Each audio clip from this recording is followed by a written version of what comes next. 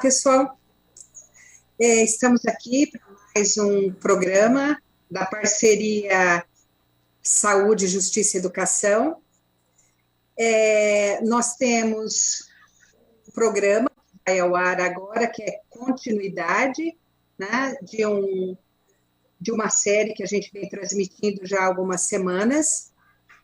E nós temos como tema principal a questão da violência psicológica. E eu vou pedir, por gentileza, para subir dois slidezinhos para explicar melhor esse percurso aí para vocês. Bom, é o seguinte, gente, nós temos esse... Deixa eu só tirar aqui o som, que eu estou com um som duplo aqui, só um minutinho.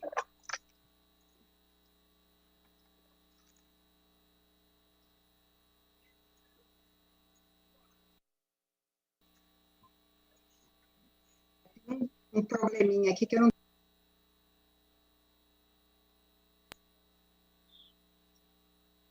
Vocês me ouvem? Ok. Então, gente, nós temos aí nessa tela para vocês a discriminação aí dos programas que nós já fizemos dessa série. Então, o objetivo é que a gente embase a ação dos profissionais da educação para poderem atender melhor aos nossos estudantes, né? E entendermos como é que acontece essa questão da violência psicológica e de que forma a gente pode identificar, interceder, né?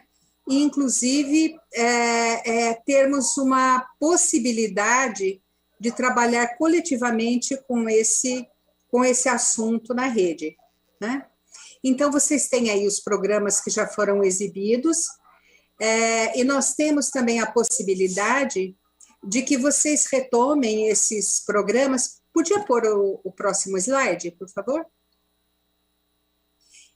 Nós temos aí, gente, para quem tiver interesse em assistir os programas anteriores, nós temos aí, é só você digitar lá no Google, o canal Desenvolvimento Profissional do Centro de Mídias de São Paulo, e vocês vão poder acessar todos esses programas que já foram ao ar, tá ok? E hoje nós teremos a doutora Nálida Coelho Monte, da Defensoria Pública do Estado de São Paulo, que ela vai desenvolver o tema violência psicológica e violência doméstica. Esse tema vem complementando o programa da semana passada, que a gente teve desenvolvimento com um foco mais voltado para as questões de saúde. Essa semana a gente tem esse foco mais com o viés da justiça. Nós teremos o nosso chat aberto durante todo o tempo, a gente convida vocês a colocarem lá suas questões, seus comentários, que a gente vai estar passando isso para a doutora Nálida, para que a gente possa fazer uma discussão em cima das dúvidas de vocês. Professora Nálida, doutora Nálida, seja muito bem-vinda, viu? Tenha a palavra, por favor. Muito obrigada. Tá conseguindo ouvir bem? Tá tudo certinho com áudio? Tá, né? Bom, obrigada, Silene, pela apresentação, pela introdução. Na verdade, eu queria inicialmente agradecer o convite, né?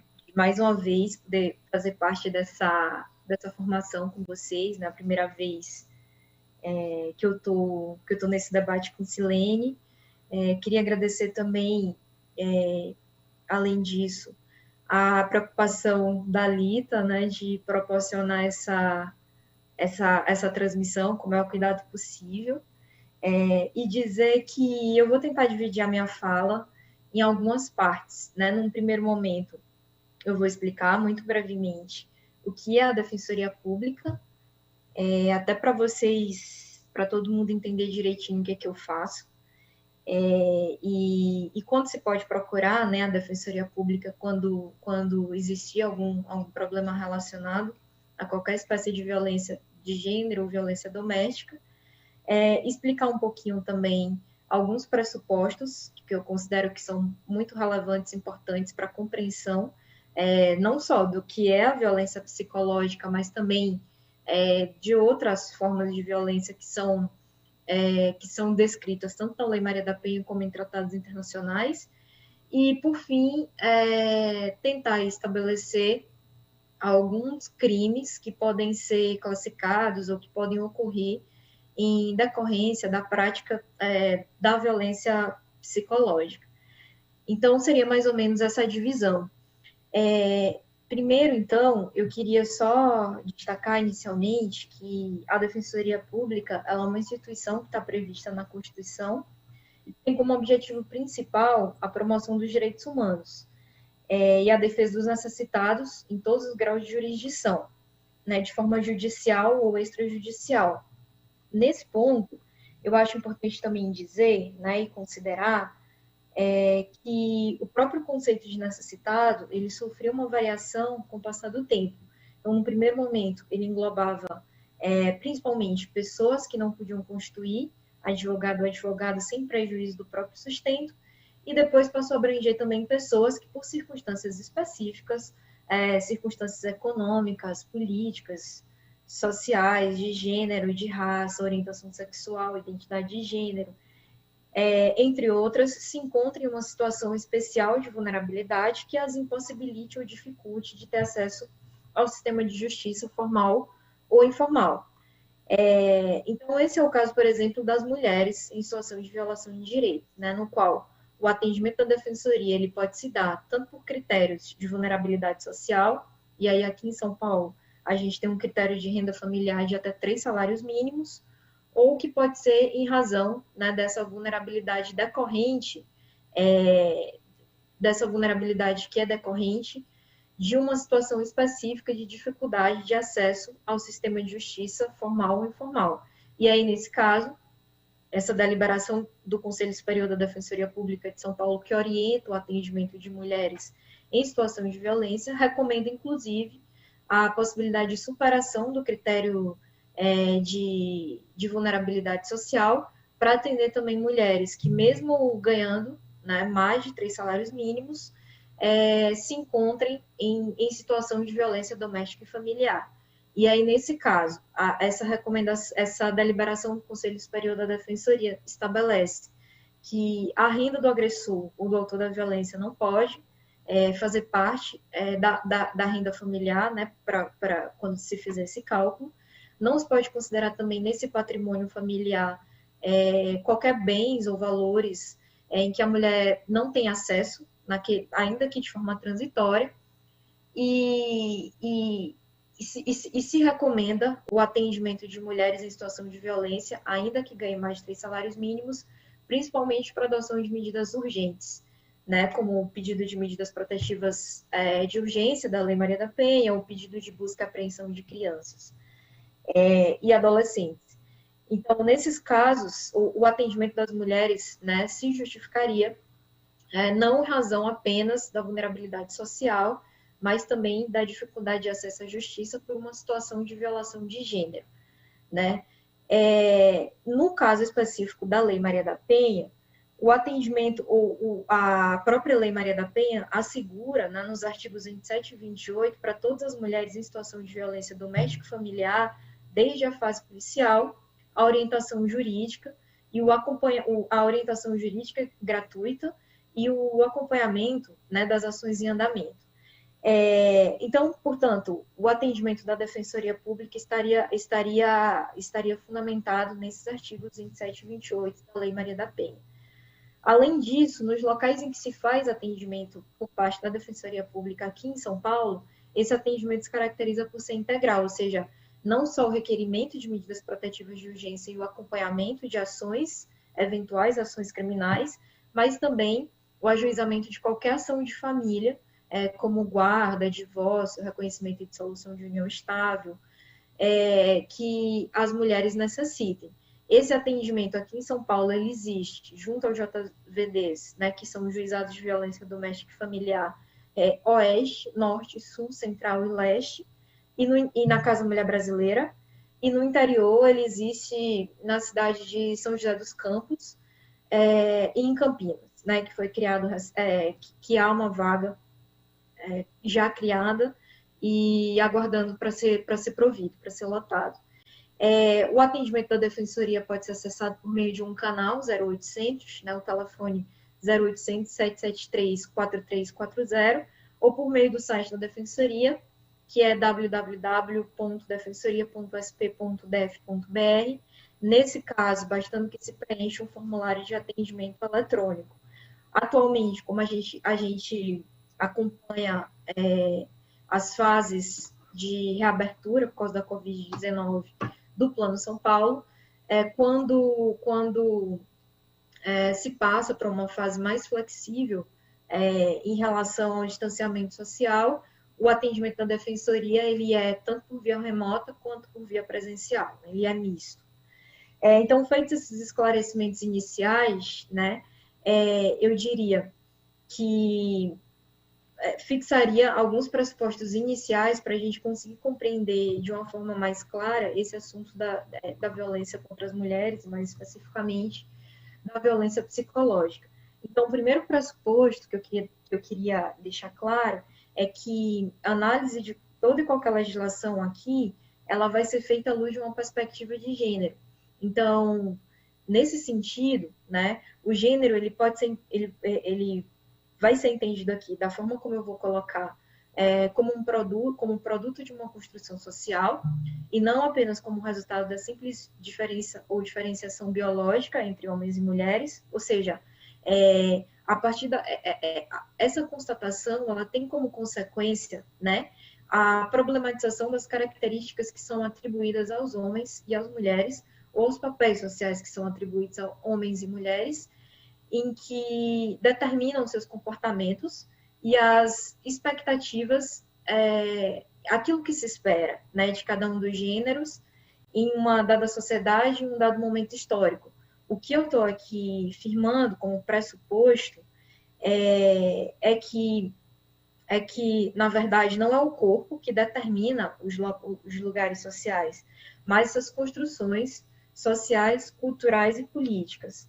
O outro ponto de partida fundamental é a constatação de que existe uma tensão estabelecida entre o que é ser homem e o que é ser mulher, porque os papéis atribuídos a homens e mulheres, via de regra, né, para homens, é destinado ao espaço público, ou papel de provedor, ou características que são associadas à masculinidade, como coragem, força, capacidade de mando, decisão, tendem a criar uma hierarquia autoritária em relação às mulheres, né, e ao significado do que é ser mulher nessas sociedades ditas patriarcais, né, que acabam sendo percebidas como passivas, recatadas, voltadas à questão doméstica, né, em que se espera que mulheres priorizem, por exemplo, maternidade e casamento.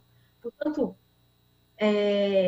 o ponto fundamental aqui não é a existência de diferenciação por si só, a existência de diferenciação de papéis entre homens e mulheres, mas o desvalor que é atribuído, né, ao papel da mulher ou ao papel feminino especificamente.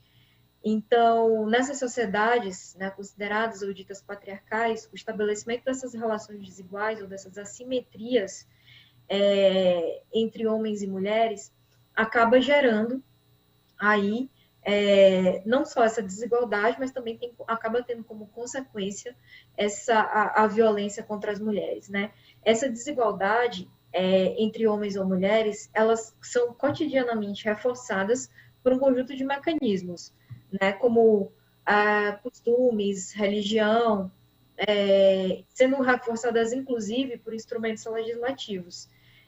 Citaria aqui como exemplo algumas legislações que, apesar de já terem sido reformadas, fazem com que a gente... É inevitável a constatação de que a gente vem de uma tradição jurídica que é patriarcal.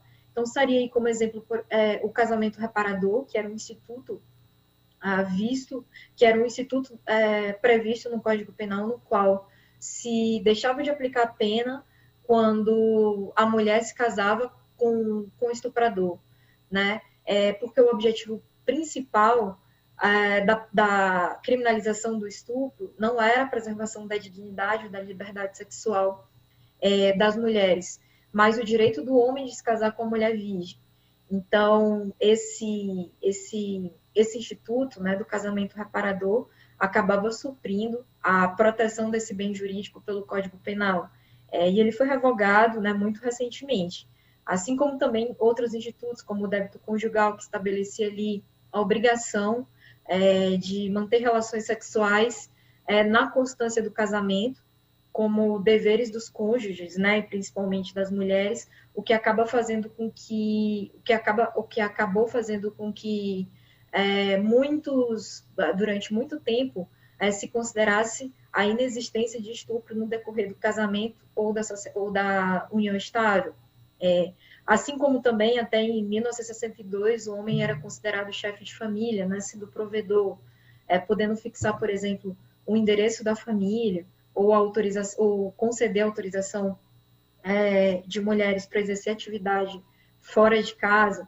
Então, toda essa tradição jurídica patriarcal, apesar do ordenamento jurídico ter passado por reformas legislativas, né, no que se refere a essas legislações que eu citei, que são legislações discriminatórias, até um passado recente, essas legislações elas eram vigentes.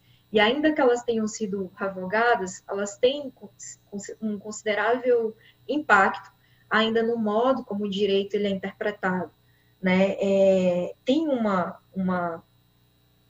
estudiosa, uma pesquisadora que eu gosto muito, que chama Ana Lúcia Sabadell, que ela denomina, né, o modo como o direito é interpretado ainda hoje, mesmo com a revogação dessas legislações discriminatórias, a partir de um viés patriarcal, né, ela chama isso de um patriarcalismo jurídico, né, no qual ela verifica ainda que essa tradição jurídica patriarcal e esses estereótipos, esses estigmas de gênero que ainda informam a atuação de aplicadores do direito, fazem com que, né, em momentos de disputa, de interpretação legislativa, esses estereótipos, essas visões patriarcais, elas ainda sejam validadas, né? Então, portanto, essa relação desigual existente entre homens e mulheres é ainda um campo fértil para a utilização da violência do lado de todos esses mecanismos sociais de controle da mulher que eu citei até agora, como costumes, religião, cultura e a própria lei, né? A violência seria mais um desses instrumentos de controle social das mulheres, né? Ou seja, de manutenção das mulheres nesses papéis ou nesses estigmas tradicionais de gênero.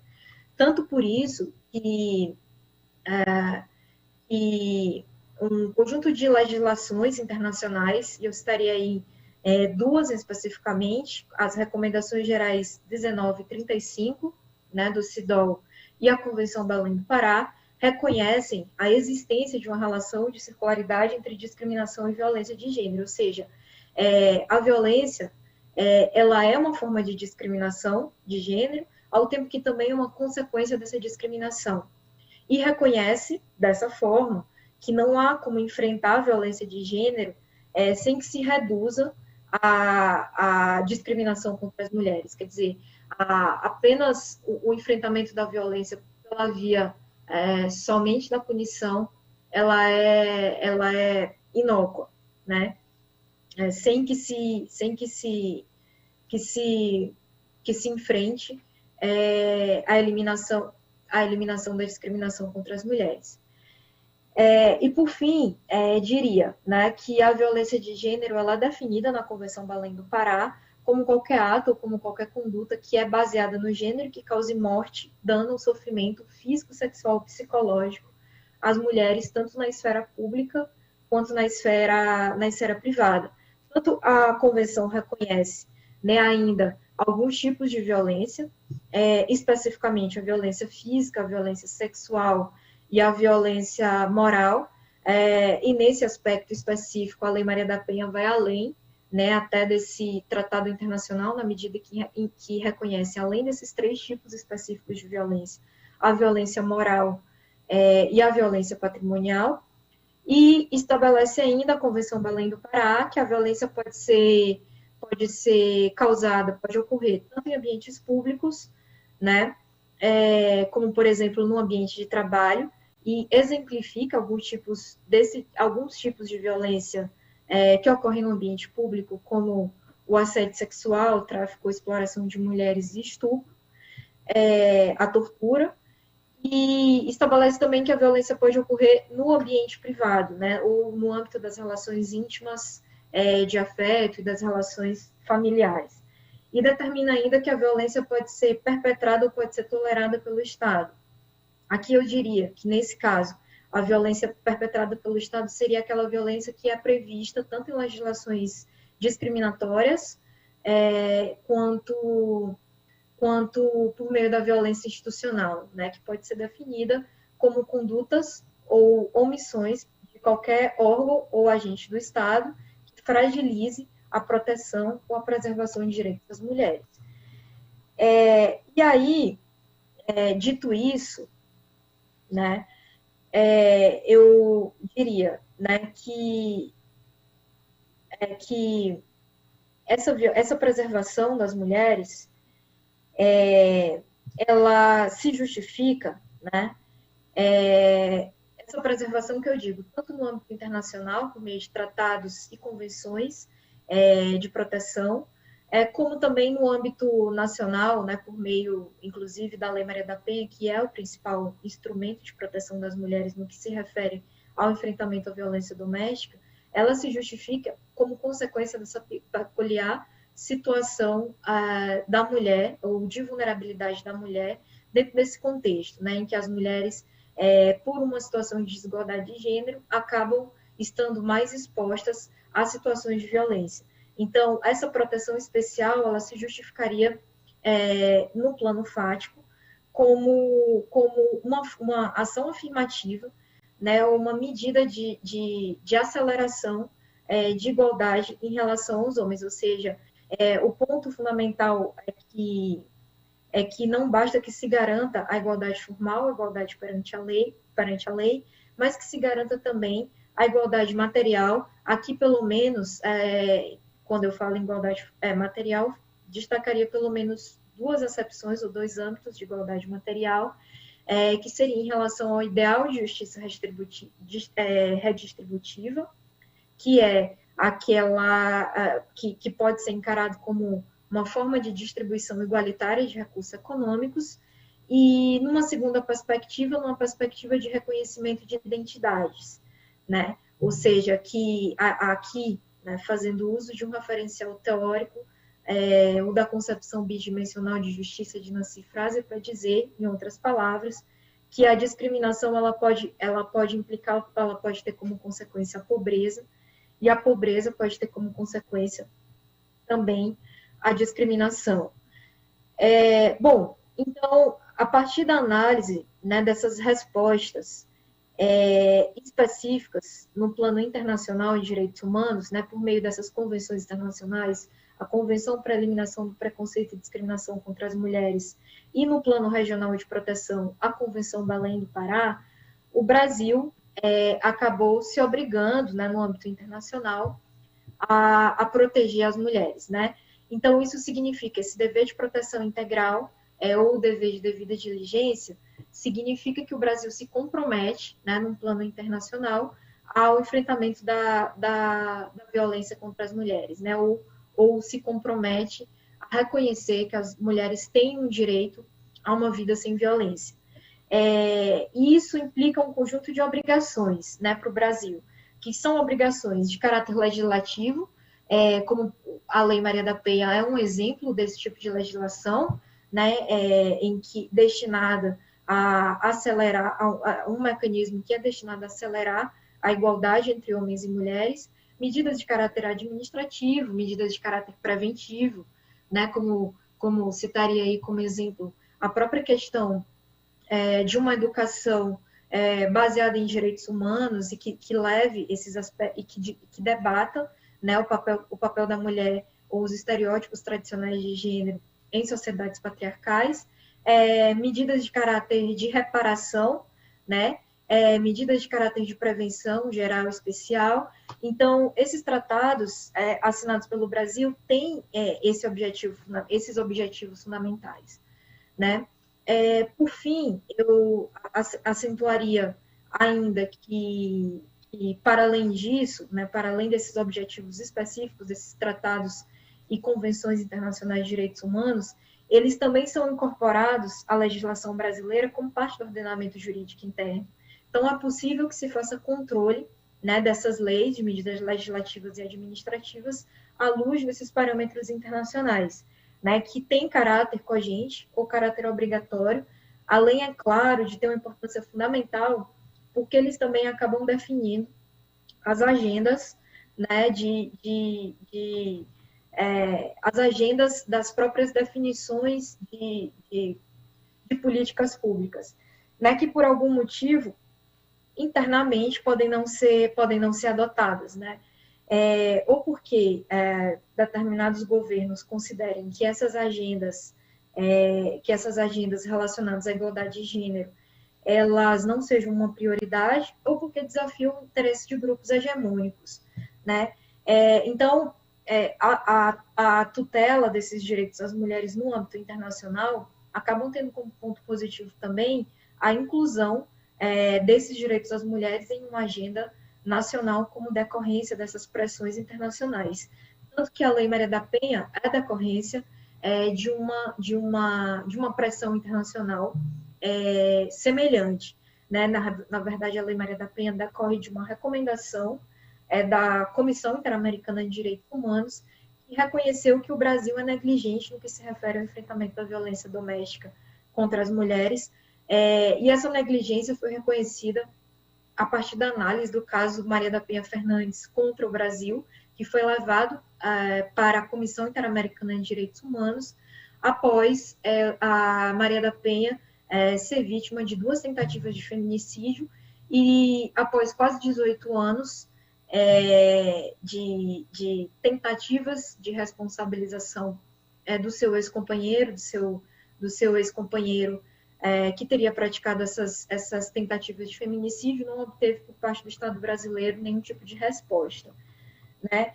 Portanto, a Comissão Interamericana de Direitos Humanos acabou recomendando, entre outras coisas, a indenização, né, da Maria da Penha Fernandes, e recomendou que o Brasil adotasse procedimentos jurídicos simplificados em relação ao enfrentamento da violência doméstica, que realizasse capacitação de seus agentes, né, tanto no que se refere ao atendimento nas delegacias de polícia, quanto no judiciário, e recomendou ainda reformas legislativas, né? E aí a principal consequência dessas reformas legislativas foi, sem dúvida nenhuma, a promulgação da Lei Maria da Penha no ano de 2006, né, que é um instrumento específico de enfrentamento à violência doméstica e familiar contra as mulheres. Então, acho que entender a Lei Maria da Penha é entender, em primeiro lugar, que o paradigma de enfrentamento à violência doméstica no Brasil, ele pressupõe, além da responsabilização de quem comete a violência, né, que, além do aspecto da punição, ele pressupõe a adoção de medidas de prevenção à violência e pressupõe também a adoção de medidas de proteção às mulheres, ou seja, de minoração dos efeitos da violência a que as mulheres já são expostas. E aí a Lei Maria da Penha enumera ou elenca um conjunto dessas medidas de minoração dos efeitos da violência, dentre as quais eu destacaria aqui a própria previsão, né, das várias medidas protetivas de urgência que podem aí determinar o afastamento dos agressores do lar conjugal, a proibição de contato, aproximação, restrição do porte ou do uso de arma, fixação de guarda, né, ou restrição de guarda, principalmente nos casos em que crianças e adolescentes também sejam expostos, ou de modo direto ou indireto, a situações de violência, e que a Lei Maria da Penha ainda reconhece a violência doméstica como uma violação de direitos humanos, né, e ao fazer isso, o Estado brasileiro passa uma mensagem importante, né, que é a de que esse conflito, ainda que ele seja um conflito familiar, ele não é um conflito privado, né? Ele é um conflito público na medida em que o Estado tem um interesse em proteger tanto a mulher como todos os membros da família de um ambiente violento, ou seja, é o reconhecimento de que, embora a família seja um espaço de colaboração, de solidariedade existente entre seus membros, e é isso que é a família, né? Ela também pode ser um espaço de violação de direitos humanos. E quando isso ocorrer, o Estado tem todo o interesse de proteger os membros da família, principalmente mulheres, em situação de violência. Portanto, esse é o cenário, né, de promulgação e de conceitos iniciais aí da Lei Maria da Penha. Destacaria ainda, né, que a Lei Maria da Penha, assim como convenções internacionais, estabeleceu ou elencou algumas formas de violência específica, e aí eu vou entrar mais propriamente no assunto que nos traz para essa conversa, né, que são as formas de violência que são reconhecidas ou que são estabelecidas na Lei Maria da Penha. Portanto, a Lei Maria da Penha estabelece aí como formas de violência principal a violência física, sexual, moral, patrimonial e a violência psicológica, que eu vou tecer comentários mais detalhados, mais específicos em relação a esse tipo de violência. Antes de adentrar esse assunto, eu queria ver com a Silene se ela tem alguma pergunta já, ou se tem alguma interação em relação a esse primeiro momento. Nálida, temos sim algumas considerações, temos aqui apoio, né, de participantes assistindo, concordando com a importância do tema. Então, a professora Eliane diz que o tema é muito adequado ao momento que estamos vivendo. Temos aqui a professora Vanessa e a professora Ana Paula, assim, apoiando a sua fala com palmas, né? E temos algumas questões que já começam a chegar. Uma delas, eu acho que tem a ver com esse momento da sua apresentação. Eu acho que vale a pena a gente passar por ela mesmo, porque acho que você deve voltar a ela depois, né? Mas aqui tem a seguinte colocação. O Brasil, pela sua fala, né, o Brasil se obrigou em um plano internacional a proteger as mulheres? Por favor, explique melhor. Temos legislações por iniciativa externa ao nosso país? Conseguimos reconhecer essa necessidade sozinhos? A pessoa pede que você explique melhor se foi isso mesmo que ela entendeu. Perfeito. Então vou explicar isso. O seguinte, não é que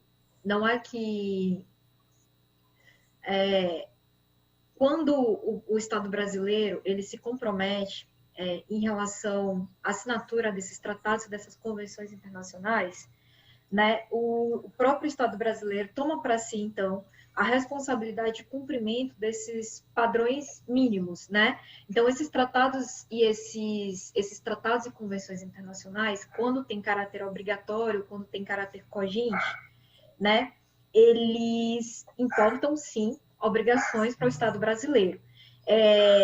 Normalmente, esses tratados internacionais, eles acabam reconhecendo direitos que são considerados num plano internacional, direitos mínimos que todos os estados que são signatários desses tratados ou dessas convenções internacionais são obrigados a aceitar. Então, o Estado brasileiro, num sistema de proteção global, assinou, né, a Convenção para a Eliminação do Preconceito e Discriminação contra as Mulheres, ou seja, esse tratado assinado perante a ONU, e num plano regional, que no plano da Organização dos Estados Americanos, o Brasil se comprometeu na defesa dos direitos das mulheres a partir da assinatura da Convenção Belém do Pará. Esses compromissos internacionais, essa legislação internacional tem caráter obrigatório? Tem, né? Tanto que os tratados, durante muito tempo, houve um dissenso jurisprudencial e doutrinário sobre qual que é o valor desses tratados para a legislação brasileira, né? Se eles teriam, inclusive, quando versam sobre direitos humanos, há, inclusive, a previsão na Constituição Federal de que, se esses tratados eles forem aprovados como emendas constitucionais, eles têm uma validade semelhante à própria Constituição Federal, né, que é a norma de mais alto valor no ordenamento jurídico brasileiro. Mas que, se não forem aprovados como emendas constitucionais, né, que é uma aprovação, que tem um processo de tramitação mais dificultoso, mais solene, eles têm um valor acima das legislações ordinárias, né, eles têm um caráter supralegal, ou seja, embora eles estejam abaixo da Constituição Federal, eles estão acima da legislação ordinária federal. Portanto, não sei se eu respondi a pergunta, mas o Brasil se obriga, a partir do momento em que assina esses tratados e convenções internacionais, no plano internacional e no plano nacional, a defender, a proteger esses direitos que são considerados mínimos. Então, esses tratados, eles prevêem, por exemplo, um conjunto de direitos materiais das mulheres, como direito à vida, direito ao emprego, direito à nacionalidade, direito à saúde, direito a cuidados médicos, né, direito a gerir e administrar seus próprios bens, direito de participação política, né? E aqui eu destacaria a importância da representatividade das mulheres na política, né, para definição de agências, normalização da presença de mulheres em espaços de poder como algo que é essencial para a democracia. E reconhece ainda a obrigação dos Estados-partes de adotarem medidas que garantam a igualdade e não discriminação, incluindo ações afirmativas de caráter legislativo para a redução da desigualdade em um menor espaço de tempo. Portanto, todos os países que se obrigam, né, na assinatura desses contratos, desses tratados e convenções internacionais, na medida em que não asseguram esses direitos materiais, que, de um modo muito resumido, eu acabei de citar, acabam descumprindo essas obrigações no plano internacional, que podem resultar aí em condenação do Estado brasileiro no que se refere a esses compromissos assumidos internacionalmente. Foi, inclusive, o que aconteceu no caso Maria da Penha Fernandes, né, em que a Comissão Interamericana de Direitos Humanos, que no plano, no plano regional de direitos humanos, realiza a fiscalização do cumprimento desses tratados internacionais de proteção, né, dos direitos das mulheres, reconheceu que o Brasil, no caso da Maria da Penha, não cumpriu com essas obrigações assumidas nesses tratados internacionais, e, portanto, por isso, condenou o Estado brasileiro à produção dessa legislação de proteção às mulheres, que veio a ser a Lei Maria da Penha, né? Então, é isso. Doutora Nálida, ok, eu acho que respondeu sim. Obrigada. Respondeu? Imagina. Sim, obrigada. Em relação à fala da Eliane, né, em que ela traz aí o contexto, a importância do debate desse tema, principalmente em relação ao contexto, não sei se ela faz menção especificamente ao contexto da pandemia da Covid-19, mas com certeza, né, esse contexto da pandemia da Covid-19 é um contexto em que a gente tem, né, uma piora na situação das mulheres de um modo geral, tanto no que se refere a questões como dificuldade de ausência de acesso à saúde, né, por causa da sobrecarga do sistema de saúde. Então, a gente tem aí a situação em que o país se encontra entre um dos principais países do mundo com maior taxa de mortalidade materna em decorrência da pandemia da Covid-19, porque as mulheres não têm tido acesso, um acesso de qualidade, principalmente ao pré-natal, em razão da sobrecarga do sistema de saúde, né, em que as mulheres enfrentam especificamente problemas relativos à feminização da pobreza, né, a desigualdade em relação ao acesso a emprego, e enfrentam problemas específicos em relação à violência doméstica, né, porque as mulheres acabam, nesse contexto de utilização de medidas não farmacológicas necessárias para o enfrentamento da pandemia da Covid-19, dentre as quais o distanciamento social, as mulheres acabam sujeitas aí a uma maior vigilância, né? Quando se encontram em situação de violência doméstica, uma maior vigilância em relação ao seu agressor, há uma dificuldade maior de acesso aos serviços, de atendimento, né? Por conta dessa dificuldade de deslocamento. O mesmo ocorre com crianças e adolescentes, né? Que podem estar sujeitos a uma situação de violência sexual. Essa situação de vigilância constante e até ensino remoto, considerando que a escola também é um dos principais locais em que as crianças podem efetuar pedidos de ajuda quando estão em situação de violência ou de violência sexual, né, mais especificamente, um agravador, né, com certeza. A gente está vivendo um período em que essa violência que ocorre no ambiente íntimo, de afeto, a violência doméstica, ela pode ser mascarada, né, pela pandemia da Covid-19. Então, isso exige, obviamente, de todos nós,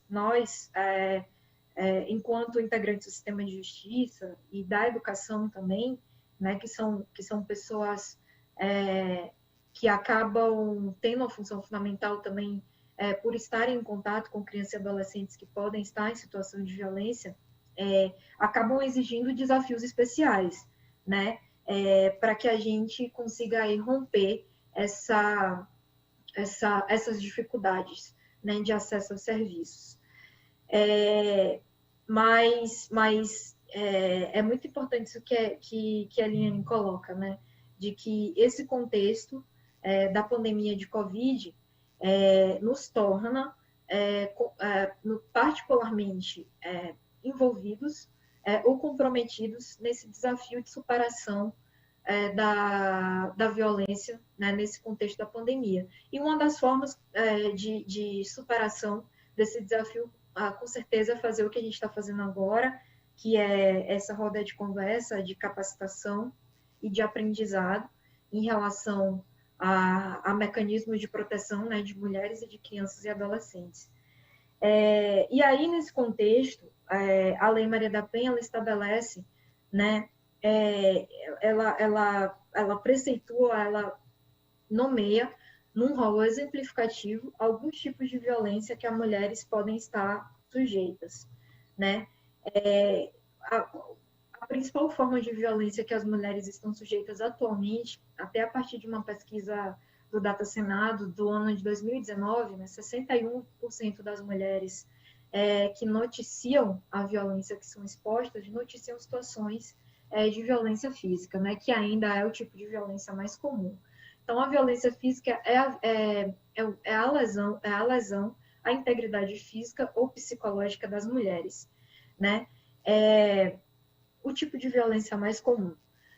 A Lei Maria da Penha ainda conceitua a violência sexual como sendo qualquer forma de conduta que constrange a mulher a presenciar, manter ou participar de uma relação sexual não desejada, né?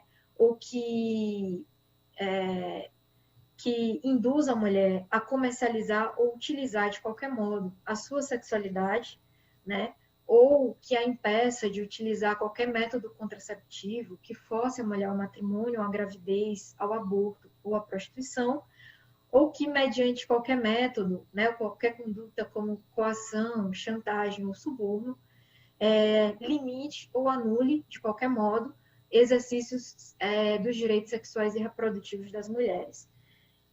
Portanto, a violência sexual ela vai além, né, das condutas de estupro, e a Lei Maria da Penha ainda reconhece aí como a possibilidade de ocorrência de violência sexual a utilização de métodos ou tentativas de controle dos direitos sexuais ou reprodutivos das mulheres de um modo geral. A violência moral, que ela está mais associada aos delitos relacionados à honra, né? A Lei Maria da Penha define violência moral como sendo qualquer conduta relacionada aí à calúnia, injúria ou difamação. A violência patrimonial, a Lei Maria da Penha define como sendo qualquer conduta que restrinja ou impeça que as mulheres tenham acesso aos seus bens, aos seus patrimônios, incluindo aí salários, né? Administração livre de seus bens e seus patrimônios, além da retenção de documentos, né? A retenção de documentos é uma coisa bem comum na violência doméstica e pode ser caracterizada como violência patrimonial, e a violência psicológica, que eu vou me deter um pouquinho mais, por ser o tema da nossa conversa de hoje, né? Que ela pode ser encarada como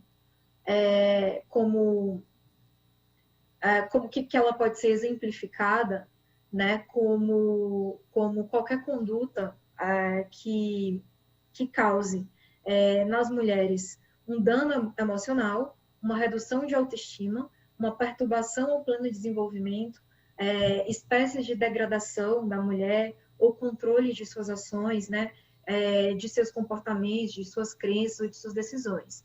Esse tipo de violência, ele pode ser praticado por diversos meios, né? Ele pode ser praticado por meio de constrangimento, por meio de humilhação, por meio de intimidação, chantagem, né? Ridicularização, limitação do direito de ir e vir, exploração, perseguição contumaz, ou qualquer outro meio que prejudique ou limite a autodeterminação de mulheres ou comprometa a sua saúde psicológica. Portanto, a abrangência, né, daquelas condutas que podem classificar a violência psicológica, ela é bem ampla. O que eu acho que é importante destacar nesse aspecto são duas coisas. A primeira é que a violência psicológica, depois da violência física, é o tipo mais comum de violência que as mulheres estão sujeitas, estão submetidas.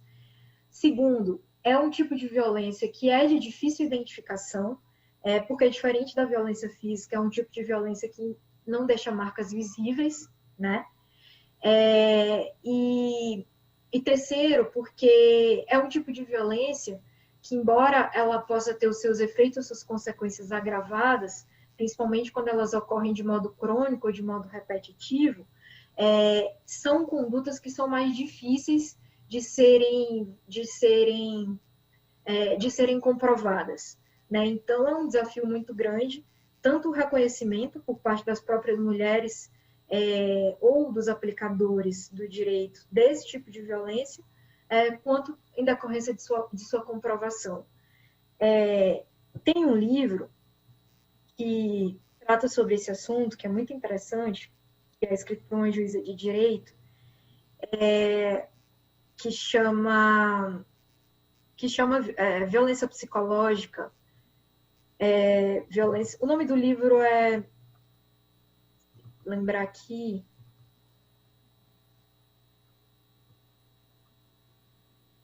o nome da autora é Ana Luísa Schmidt Ramos, e o nome do livro é Violência Psicológica contra a Mulher, né? Em que ela estuda alguns aspectos decorrentes da violência psicológica e do dano psíquico que decorrente, que é consequência dessa violência psicológica. Eu achei interessante em que ela destaca, né, nesse livro, a partir de alguns referenciais teóricos estabelecidos, o que ela denomina as intenções ou estratégias do agressor ao praticar violência psicológica. E aí, dessa forma, quando ela descreve, né, esses tipos de abuso emocional, como os que descreveu o abuso, essas formas de abuso emocional de um jeito mais didático, né? Em que eu vou tentar descrever aqui para que fique mais fácil a visualização do que poderia caracterizar esse abuso emocional, essa violência psicológica.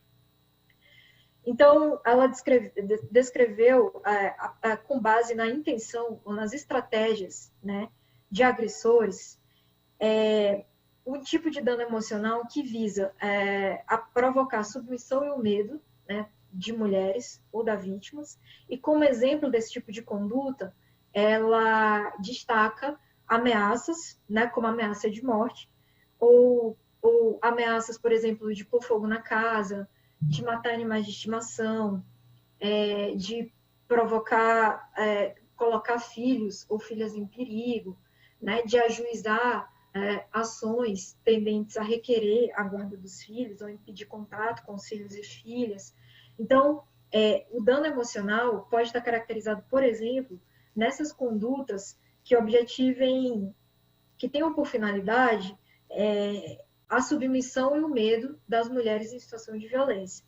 Um outro tipo de conduta que também pode caracterizar o dano emocional ou violência psicológica é quando o agressor ele objetiva controlar ou isolar a mulher, né? Esse objetivo específico, ele ocorre para privar a mulher de ter acesso a recursos ou a pessoas para que ela se volte unicamente para ele, né? Então, nesse caso, o objetivo principal dessas condutas é minar a própria capacidade das mulheres em avaliar a sua situação específica, né? Ou seja, a própria capacidade da mulher de saber, de romper o ciclo da violência ou de buscar ajuda, ela pode ser comprometida por meio dessas condutas de isolamento por parte do agressor. Então, exemplos dessas condutas, né, são a limitação da locomoção das mulheres, ou seja, você proíbe as mulheres de ter contato com a família, de ter contato com amigos, de ter contato com parentes, de realizar atividades laborativas, proíbe as mulheres de terem acesso ao trabalho, acesso à educação, controla os recursos financeiros. Eu, por exemplo, atendi um caso, no ano passado, atendi um caso em que o agressor ele controlava de forma estrita os recursos financeiros a que a mulher tinha acesso, né? Então a mulher ela estava numa situação de especial vulnerabilidade porque ela era ela não era brasileira, né? Então ela não tinha suporte familiar no Brasil. No Brasil, ela não conseguia exercer a profissão para a qual ela foi formada, porque não havia esse reconhecimento, essa possibilidade de exercício da profissão no Brasil, então ela exercia única e exclusivamente a atividade do lar, né? Que apesar de ser um serviço difícil e meritório, é um serviço que não é remunerado, é um serviço que que quase 100%, né, feito por mulheres e feito de um modo gratuito, de um modo não remunerado. Então, ele deixava ela com acesso aos mantimentos para um determinado período de tempo, e fora daquele período de tempo, os mantimentos permaneciam trancados, né, nos armários. Deixava ela com dinheiro, às vezes, só para pegar um Uber ou pegar um ônibus para conseguir pagar o filho na escola. E deixava ela com comunicação restrita em relação a vizinhos, né, porque ele preferia que a família residisse em uma chácara, né, praticamente sem vizinhos. Então, ela não tinha basicamente a quem recorrer, né? E estava, embora ele não tivesse ainda praticado nenhum ato de violência física, né, ela estava numa situação de controle e de violência psicológica crônica e repetitiva há muito tempo, né? Em que ela não conseguia distinguir ao certo nem o modo como romper esse ciclo de violência e nem a quem buscar ajuda, né, naquele momento específico. E nem se conseguiria, né, obter essa ajuda desejada. Então, esses são atos, né, de danos emocionais e que visam o objetivo de controle e isolamento das mulheres, né? Um outro tipo de conduta que pode caracterizar também o dano emocional é a deterioração da imagem e da capacidade intelectual que a mulher tem dela mesma. Então, são aquelas condutas em que o agressor normalmente menospreza a mulher, né? Em que acaba tendo como consequência, acaba fazendo com que a mulher deixe de confiar nela mesma, né? Em sua capacidade intelectual. Então, isso é normalmente quando os agressores ou autores de violência associam as mulheres a uma imagem de louca, né, de burra, culpam as mulheres pelos problemas que eles têm, inclusive no emprego, acusam as mulheres de incompetência sexual, afirmam que as mulheres são feias, né? Isso, então, é uma conduta que visa, que objetiva, fazer com que as mulheres tenham uma baixa autoestima, né? E, por fim, ela destaca aí como uma outra forma de controle das mulheres por meio desse dano emocional, provocação de dano emocional, a forma como os autores de violência acabam afirmando a sua capacidade, a sua superioridade intelectual em relação às mulheres, ou a sua distância emocional em relação às mulheres, sobretudo quando eles percebem que afirmar, se comportar de um jeito distante do ponto de vista emocionalmente, do ponto de vista emocional, vai ocasionar um dano significativo a essas mulheres.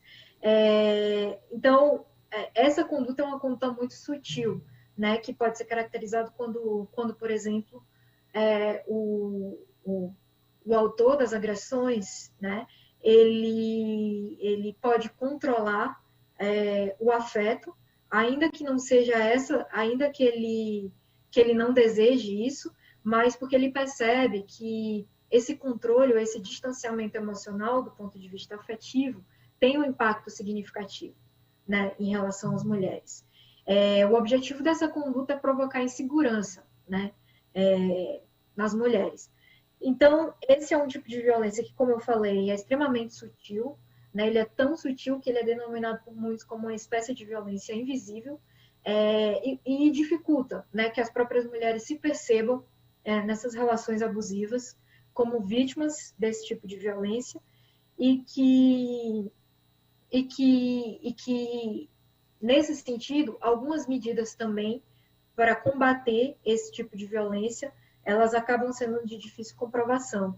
Mas, ainda assim, é o segundo tipo de violência mais praticado contra as mulheres, de acordo com a pesquisa do Data Senado, de 2019, 52% das mulheres noticiaram terem sofrido violência psicológica, né? E só para finalizar a minha fala e também deixar um momento de interação, eu queria só deixar claro também que a Lei Maria da Penha, ela tipifica muitos poucos crimes, né? Ou seja, a Lei Maria da Penha, ela tem é um instrumento legislativo, um instrumento normativo, que tem muito mais a finalidade de enfrentar a violência doméstica por meio da utilização de mecanismos de prevenção e de mecanismos de proteção às mulheres e de redução dos efeitos da violência, do que prevendo mecanismos de responsabilização ou de punição de autores da violência. Para se ter uma ideia, por exemplo, a Lei Maria da Penha tem apenas alguns poucos crimes alguns poucos crimes que são ali tipificados no seu corpo normativo, dentre os quais eu citaria o crime de descumprimento de medida protetiva de urgência, que foi tipificado recentemente, e e o aumento da pena da lesão corporal provocada no ambiente de violência doméstica. Além disso, de medidas penais, a Lei Maria da Penha só tem a proibição da aplicação de algumas penas específicas e restritivas de direito, né, como a proibição de penas de doação de cestas básicas ou de doação de multas, se aplicadas isoladamente, e a proibição da aplicação da Lei 9.099, né, que é a lei que disciplina os crimes de menor potencial ofensivo. Pronto. São só essas medidas de caráter penal que são ali enumeradas no corpo da Lei Maria da Penha. O que eu estou querendo dizer com isso é que quando a Lei Maria da Penha prevê esses tipos de violência que eu nominei aqui, como violência física, violência sexual, violência patrimonial, violência psicológica ou violência moral, a Lei Maria da Penha está prevendo tipos de violência a que as mulheres podem estar submetidas e que, uma vez estando submetidas a qualquer um desses tipos de violência, enseja a possibilidade de proteção por meio de seus mecanismos, como as medidas protetivas de urgência. Isso significa que podem pode ter a manifestação de algum tipo de violência sem que isso seja necessariamente um crime, propriamente dito, né? Ou seja, há situações em que a ocorrência de um tipo de violência, ela pode caracterizar, né, a violência sem que isso seja necessariamente um crime. Um exemplo disso é, por exemplo, a conduta de quando um agressor, ele de forma reiterada, ele afirma para a mulher, por exemplo, que vai tirar os filhos dela, que vai impedir o contato com os filhos por meio de um ajuizamento de ações judiciais. Essa conduta em si, ela não caracteriza nenhum crime, né, específico, mas ela pode ser uma espécie de violência psicológica, a depender do modo como ela é feita, né, de modo reiterado, causando ali na mulher aquele medo, aquele receio de que, de fato, sobretudo quando a mulher não tem conhecimento de todos os seus direitos, pode acabar ocasionando danos emocionais, né?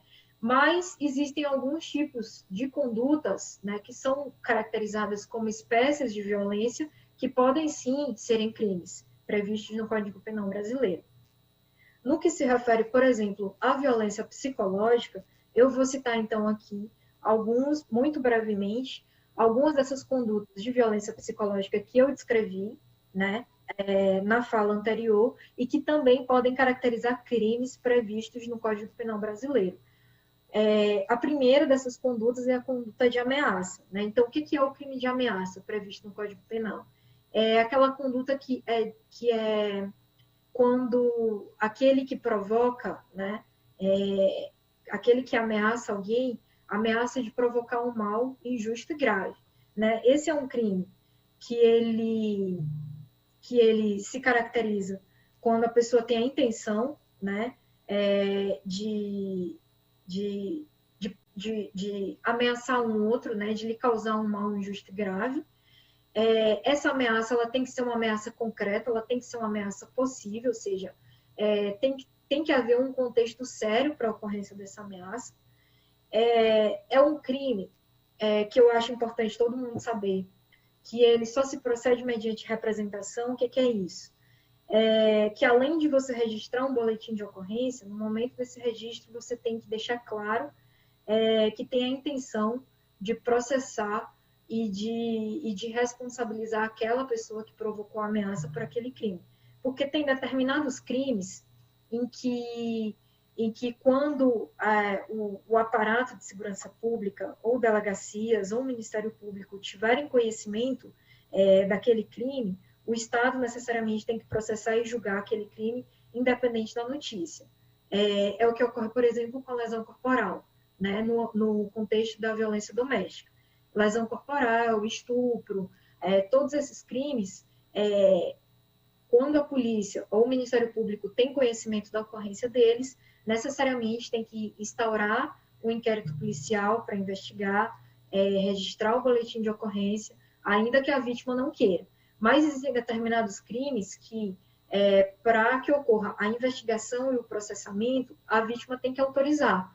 A ameaça é um desses crimes, né? Em que, além do registro de ocorrência, a vítima, a pessoa que sofreu aquela agressão, ela tem que dar autorização para o processamento e para investigação e processamento desse crime. O prazo para essa autorização é de 6 meses, né? É um prazo de 6 meses a contar da data da ocorrência do fato ou do momento em que se descobre quem foi o autor daquele crime. Então, é muito comum que, no contexto da violência doméstica, muitos crimes de ameaça não são responsabilizados porque a vítima não tem essa informação, né, de que, além do registro da ocorrência ou no momento do registro da ocorrência, ela precisa expressar ali de uma forma expressa, de uma forma clara, que ela deseja que o agressor ele seja responsabilizado por aquele crime, ou seja, que ela autoriza a abertura da investigação e do processamento daquele crime. O mesmo se vale, essa mesma observação vale para uma espécie de violência psicológica que pode ser materializada no crime num crime que foi recentemente tipificado pelo Código Penal, que é a conduta de perseguição quanto mais, ou o mais conhecido como stalking, né? Que pode ser caracterizado como uma perseguição de forma quanto mais ou de forma reiterada, que ameaça a integridade física ou psicológica da vítima, que restrinja a capacidade de locomoção ou que de qualquer outro modo perturbe a tranquilidade da vítima, né? Essa conduta de perseguição quanto mais, ela foi uma conduta que é uma conduta que foi recentemente tipificada no Código Penal, que prevê aí uma pena de 2 a 6 anos, né, de reclusão, e que, para sua caracterização, a necessidade da ocorrência de mais de um ato de perseguição, ou seja, não basta que o agressor, que o autor da violência, persiga a vítima em uma só ocasião, mas que essa perseguição ela seja quanto mais, ou seja, que ela pode ocorrer quando o agressor ele espera a vítima todos os dias na porta do seu trabalho, na porta de sua casa, na porta, enfim, do metrô, do trajeto que ele sabe que a vítima faça, né, de um modo habitual. Pode se caracterizar também pelo envio de mensagens insistentes, né, comunicação insistente por meio de mensagem de texto, ou por qualquer outro meio. Então, um tipo de perseguição, né, que pode ser realizado, inclusive, pela utilização de mecanismos eletrônicos e que tem esse objetivo de causar na vítima esse medo ou esse receio, né? Eu destacaria também que uma coisa importante nessa tipificação do stalking ou dessa perseguição quanto mais, ou nesse delito de vigilância constante, é que é um delito que ele é principalmente praticado por homens, embora ele seja previsto no Código Penal, significa que tanto homens quanto mulheres podem estar sujeitos à ocorrência desse delito, mas ele é praticado principalmente por homens, né? Ou seja, num contexto ou numa perspectiva de gênero, porque ele tem basicamente dois objetivos principais, né? O primeiro, ele se manifesta a partir do inconformismo do agressor em decorrência do rompimento de uma relação conjugal ou uma relação afetiva, o que resulta nessa perseguição, ou ele acaba ocorrendo também num contexto em que o agressor ele é incapaz de aceitar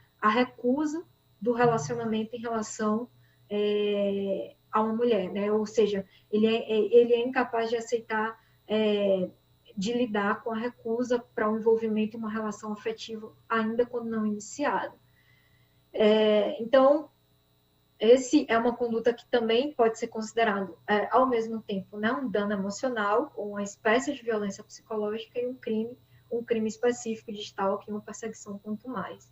E, por fim, eu diria que a violência psicológica, ela pode atingir um grau tão elevado, né, um grau de cronicidade e de gravidade tão elevada, que se a gente entender a saúde nos termos como a OMS conceitua, né, como um estado de completo bem-estar físico, mental e social, e não apenas como uma situação de ausência de doenças, essas condutas de violência psicológica praticadas em todas as formas que eu descrevi anteriormente, elas podem se dar num grau tão severo que pode comprometer a própria integridade psíquica das mulheres, ou seja, que podem causar lesão à saúde psicológica das mulheres. E que quando essa violência psicológica causar lesão à integridade psíquica das mulheres, ela pode caracterizar o crime de lesão corporal, né? Porque a lesão corporal, ela é um crime que no Código Penal ela é tipificado como uma lesão à integridade física ou à saúde de outra pessoa. Então, a violência psicológica, ela pode sim ser uma espécie de violência, pode caracterizar o crime de lesão corporal, quando a lesão à saúde, né, for tão profunda que cause aí uma lesão à integridade psíquica da pessoa que sofreu, né, esse dano emocional. Então, a comprovação ela ocorre normalmente por meio de exame pericial, né, em que se constata a ocorrência de um dano psíquico, ou um dano psíquico severo, em que normalmente os peritos vão avaliar ali a ocorrência de fatores ou de características que normalmente se associam ao transtorno de estresse pós-traumático, né? E que tem uma vinculação, um nexo de causalidade com uma conduta que é considerada violenta, né? Com essas condutas que são caracterizadoras aí da violência psicológica. Então, eu não queria me alongar mais para deixar um tempinho para as perguntas. Não sei como que está aí. Doutora Márida, temos sim, temos comentários, né, de professoras e profissionais da educação, e temos questionamentos também, né? A gente tem aqui várias pessoas se manifestando em apoio à discussão desse tema. A professora Janine, a professora Rosimere, o professor Silvio Luiz, a professora Marinês, a professora Soraya, a professora Maria Aparecida, aqui de Osasco, né, colocando a necessidade realmente de se discutir esse tema e de que essa discussão, principalmente desse aspecto jurídico, ajude a embasar um pouco aquilo que os profissionais da educação podem fazer no contexto escolar, seja para atender aos estudantes, às mães, às famílias que estão passando por alguma situação que mereça ser percebida e objeto de alguma intervenção, né? Fora que todo esse conhecimento importa para a nossa vida, independente se a gente está no contexto escolar ou não, né? São informações valiosas de preservação à integridade da pessoa em si, né? Nós temos aqui um combo, doutora Nálida. Olha, temos a professora Vanessa, o professor Eduardo, a professora Maria da Penha, e as perguntas giram em torno dessa questão do abuso psicológico. Mas a professora Vanessa, a princípio, ela faz uma pergunta que eu acho que é um pouco mais rápida, que é qual a diferença entre a vigilância e o cuidado? E logo após, né, como provar o abuso psicológico, que você já passou por ele, mas se puder resgatar, né? E de que forma a justiça acolhe a violência psicológica denunciada quando não há violência física também, já foi contemplada, mas se puder dar uma retomada seria bom. A Lei Maria da Penha também cobre esse tipo de situação. E depois a gente tem, é mais difícil a mulher agredida psicologicamente reconhecer essa violência, ou é mais difícil a justiça reconhecer e amparar essa mulher? Então, você pode dar uma complementada nesses questionamentos desses professores e professoras? Posso, claro. Bom, primeiro eu vou começar pela pergunta da distinção, da diferenciação entre vigilância e cuidado.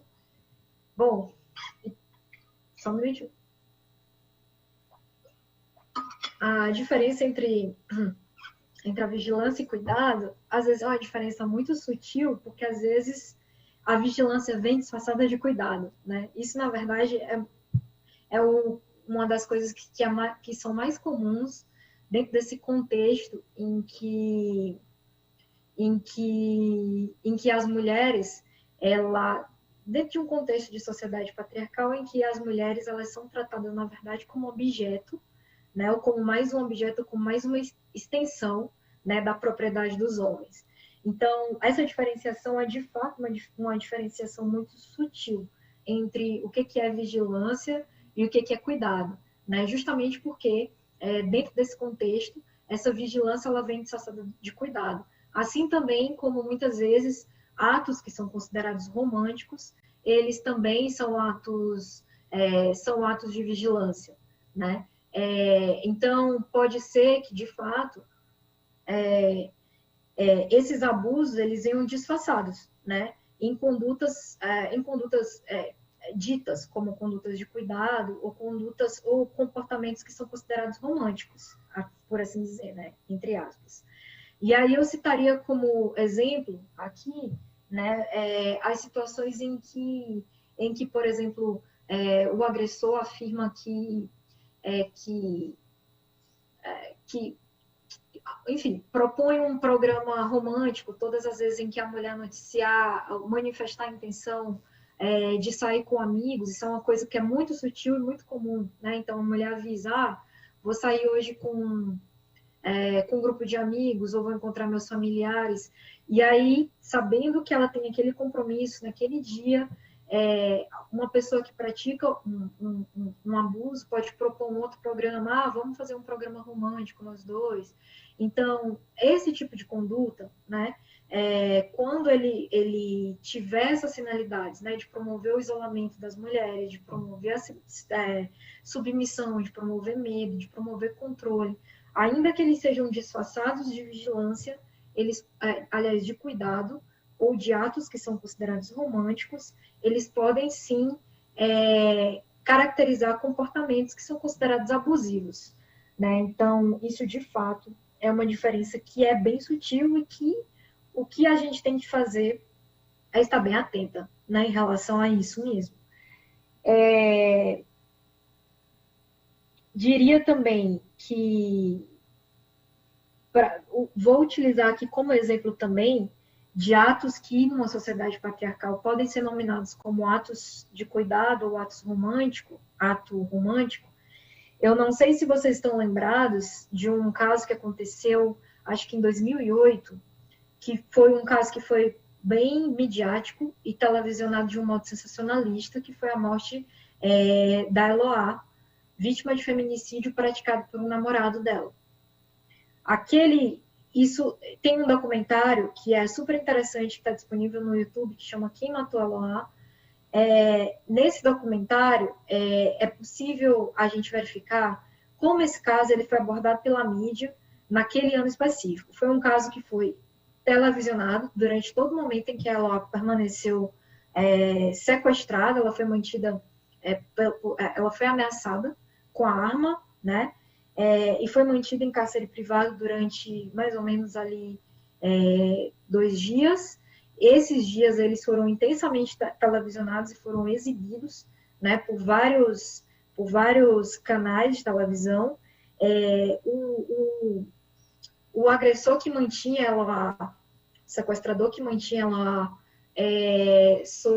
ali, naquele momento, né, sob ameaça de uma arma de fogo, ele foi tratado pela mídia, ele deu entrevista, ele foi tratado pela mídia e tratado pelos negociadores como um jovem romântico e que praticava uma conduta de paixão desmedida, né? Então, essa foi a interpretação que foi dada pela mídia, que realizou a cobertura daquele caso específico e que culminou em ações desastradas. A primeira ação, que culminou em ações desastradas por parte da polícia, né, que foi a não realização de intervenção para proteger a vida da Eloá sob a justificativa de que aquele rapaz era um bom rapaz, era jovem, de bons antecedentes, e que praticava um delito impelido pela paixão, né, e pelo seu sentimento de romantismo em relação a Eloá, e que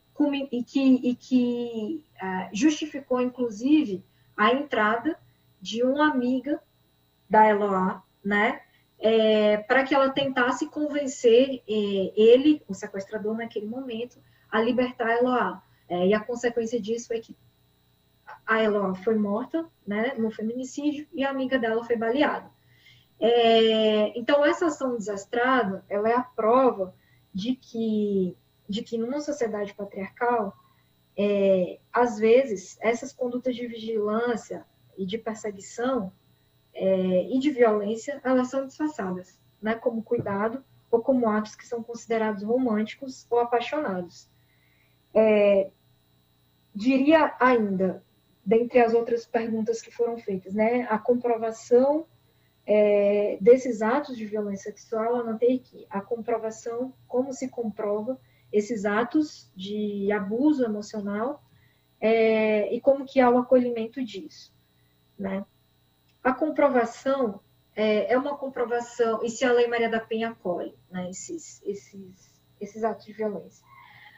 A comprovação, ela, de fato, ela é uma comprovação por ser um tipo de violência que não deixam vestígios ela é uma comprovação que tem uma dificuldade maior, mas eu diria que a gente não pode perder de vista que a palavra da vítima, a palavra das mulheres nesse contexto deve ter um especial valor, ou seja, o relato das mulheres em delitos que não deixam marcas, ou em contexto de violência doméstica, eles devem gozar de um maior grau de valoração, né? Devem ser recebidos de uma maior... Deve ser dado ali, né, um maior suporte valorativo a esses relatos, ou seja, o que eu estou querendo dizer aqui é que deve-se atribuir um especial grau de relevância, de valoração e de confiança a esse relato de vítimas, sobretudo se forem relatos verossimilhantes, relatos que não apresentem ali contradições, né?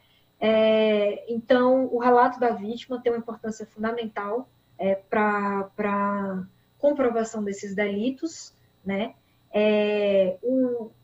Qualquer outros indícios, né, também podem ser utilizados para comprovação desses delitos.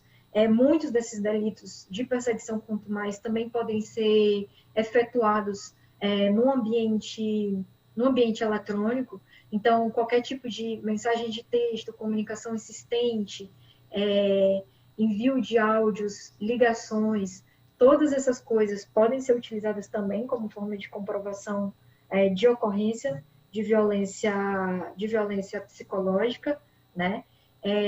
Diria também que declarações de testemunhas, né, de pessoas que já tenham presenciado, que sejam ali do círculo de convivência dessas mulheres, também podem servir como mecanismos hábeis para comprovação da violência psicológica. E, por fim, eu diria que quando essa violência psicológica atinge o grau de maior severidade e que pode caracterizar a lesão corporal, aí a necessidade de realização de um exame pericial, né, para comprovação desse dano psíquico. Quando esse dano psíquico caracteriza o delito ou crime de lesão corporal. Aí, normalmente, há a exigência de um exame pericial em que um perito judicial vai verificar a ocorrência de sintomas ou de efeitos de transtorno de estresse pós-traumático e verificar se isso tem uma conexão ou não com aqueles atos que são caracterizadores da violência psicológica.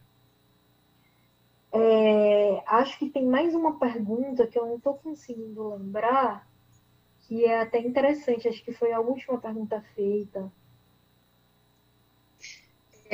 Posso lembrá-la, doutora? Pode, por favor. A professora Maria da Penha, imagino que seja essa, eu acho que é essa. É mais difícil a mulher agredida psicologicamente reconhecer a agressão, reconhecer essa violência, ou a justiça reconhecer e amparar essa mulher? Ok. Isso é uma pergunta aqui que eu poderia passar a tarde inteira falando sobre isso, porque é muito complexo mesmo.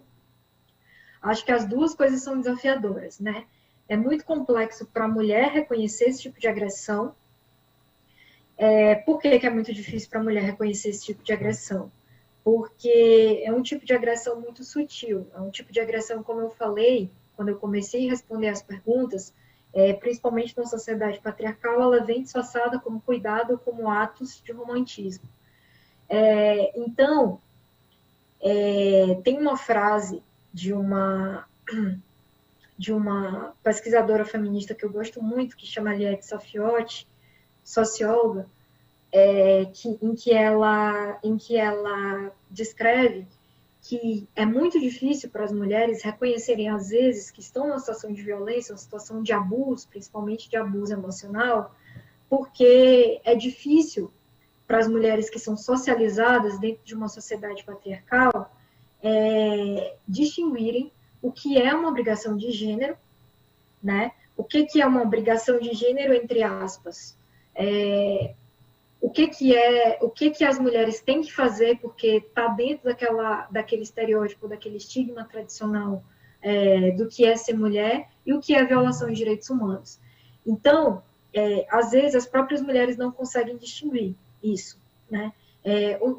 Ou seja, muitas mulheres, por exemplo, ainda acham que tem obrigação de manter relações sexuais com seus maridos, né? Que esse débito conjugal seria ainda uma obrigação do casamento, porque um dia ele foi interpretado dessa forma, inclusive juridicamente. Então, isso significa que é muito difícil, quando somos socializados em uma sociedade patriarcal, a gente conseguir diferenciar o que é violação de direitos humanos e o que é uma obrigação decorrente de um estigma tradicional de gênero, ou seja, do que se espera de nós, enquanto mulheres. Esse reconhecimento ele é muito complicado, né? Ele é muito difícil. E ele é uma tarefa que, essa desconstrução desses estigmas tradicionais, ela é uma tarefa que ela é diária, que ela é cotidiana e que ela não tem fim, né? Ela vai exigir da gente uma vigilância constante, né? Porque a gente recebeu essa educação e porque a gente recebeu essa socialização a partir desses estigmas ou desses estereótipos ou dessas definições de masculino e feminino a partir de papéis ou a partir de estereótipos tradicionais. Então, essa desconstrução, ela tem esse aspecto subjetivo que é significativo. Então, a Safiotti, ela vai dizer que, apesar da violência contra as mulheres ter um aspecto objetivo, ou seja, a Lei Maria da Penha define, né, o que é uma violência sexual, o que é uma violência psicológica, o que é uma violência física. Mas a violência também tem um aspecto subjetivo significativo, que exige da gente essa compreensão do que é essa violência. E que, para mulheres, né, pelo fato de sermos socializadas nesse ambiente patriarcal, às vezes é muito difícil a gente diferenciar uma coisa e outra, né? Então, cursos de capacitação, informação, apropriação, né, dessa interpretação desses conceitos a partir de uma perspectiva de gênero, a partir de uma perspectiva feminista, são instrumentos que são utilizados com frequência e que são imprescindíveis para que a gente não caia, enquanto mulheres, nessa armadilha de não reconhecer essa situação de violência, ainda que seja sutil. Ok, doutora. Eu acho que respondeu bem aos questionamentos. Nós vamos pedir assim, imensas desculpas ao público, porque nós temos várias questões ainda por responder, mas o tempo não nos permite avançar mais. Mas depois eu posso lhe passar as questões, né, para que você responda na medida do possível. E queria convidar a todos para que sexta-feira que vem estejamos aqui novamente, porque nós teremos a complementação desse programa com a discussão de um tema que é a violência psicológica do presencial ao virtual, né? Então, nós tivemos na sua fala toda uma ponderação a respeito de como essa violência psicológica ela pode ser comprovada e ela acontece também não só no mundo real. Então, o programa da sexta-feira que vem, ele complementa bem esse aspecto para a gente olhar desse presencial, que já é difícil, né, no que se refere à violência psicológica, e como é que isso vai para o virtual, que é um meio em que a gente se debate, no qual a gente está trabalhando ultimamente por conta da pandemia e merece uma atenção bastante especial. Então, estão todos e todas convidados aqui, convidadas, para que a gente feche esse ciclo, que é a série Violência Psicológica, com a discussão da sexta-feira que vem. Agradeço a todos, especialmente a doutora Nálida, e passo a palavra para as suas despedidas e até mais, pessoal. Pois não, doutora? Muito obrigada, eu que agradeço o convite. Eu queria só me despedir, dizer que é um prazer fazer parte dessa roda de conversa. Das próximas vezes, se eu continuar fazendo parte desse projeto, não precisa mais me chamar de doutora, pode só me chamar de Nálida mesmo, mas, né, justamente porque a gente está tendo aqui uma troca bem horizontal, mas queria só finalizar dizendo também, e principalmente porque estou nesse ambiente, né, em que o público-alvo, principalmente professores e professoras, só dizer que essa semana eu estava lendo um livro muito bom de Amos Oz, que chama Resposta aos Fanáticos, né, em que ele tem passagens super interessantes e considerações interessantes, em que ele debate ali qual que é a importância de uma boa literatura, né? E aí, quando ele fala, né, dessa importância dessa boa literatura, ele diz: o que diferencia uma boa literatura de uma literatura ruim não é necessariamente que há um engajamento social de uma boa literatura. Pode ser que haja uma literatura ruim e que cumpra a sua função de ter um engajamento social. Mas o que caracteriza uma boa literatura é porque a boa literatura ela é um instrumento capaz de, a partir de um modo criativo, inventivo, curioso e imaginativo, nos trazer assuntos que são assuntos antigos, né, como a violência contra a mulher, como o patriarcado, de um jeito novo, de um jeito inventivo e de um modo a nos fazer refletir sobre o significado desses assuntos, né? E que por isso eu acho que a importância da gente trabalhar com essa boa literatura é fundamental, né? Porque a gente passa essas mensagens de reflexão muito importante.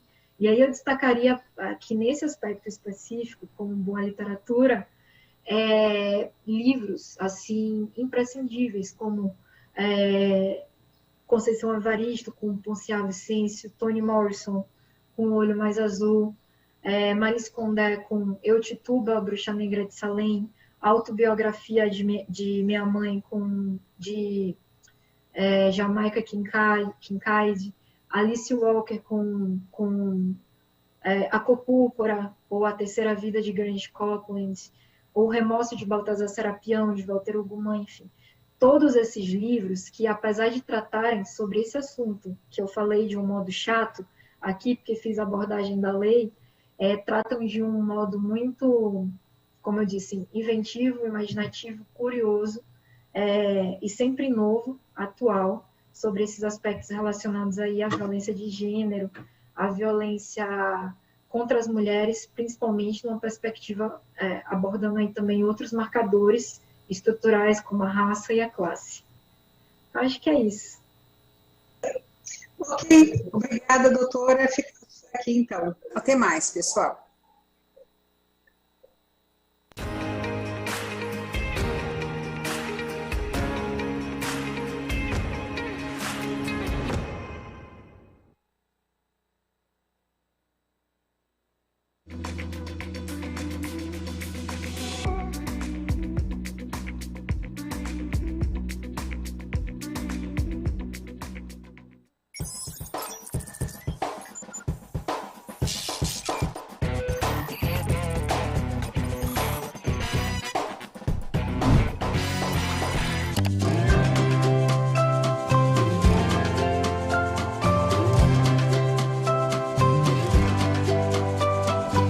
Me sentindo bem, assim, seguro de estar na escola.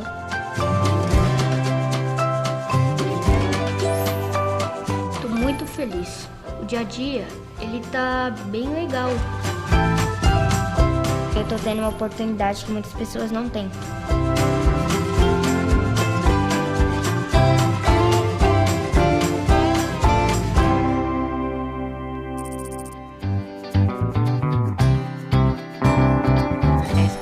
Bastante cuidado, arrumou tudo para a volta.